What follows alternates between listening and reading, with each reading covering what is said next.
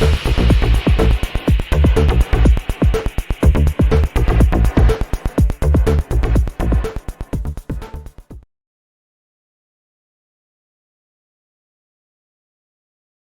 there everybody, welcome to another video. In today's video I have this Volvo XC60 2019 and we're just going to reset the service message that comes up.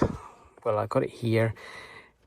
What it's saying is that it is due for a service in 22 days or 15,000 miles but the 22 days are coming up and it's asking you to obviously book a service, and that is what we done today. The car has been serviced and now we can reset this message here so it can disappear.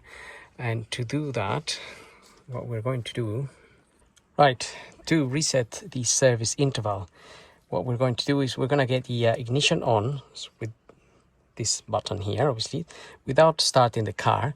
So just flick it to the in this case to the right one time, so the ignition will come on.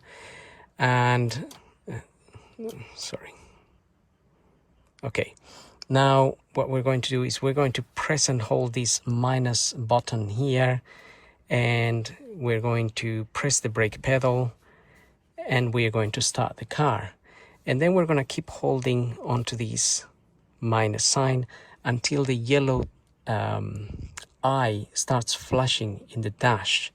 And once that happens, we are going to release the minus button. So let's do the whole procedure. Ignition on without starting the car. Press and hold the minus here. Brake pedal on. Start the car. Keep holding on to the minus key here until the eye starts flashing. As soon as it flashes, let this button go. There it is.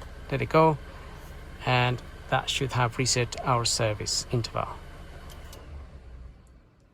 Car off. So maintenance, you may have seen a message there that said reset. And with that, we should have now here a new, so the new day to service is 360 days and 18,000 or 18,000 miles. And that is pretty much done.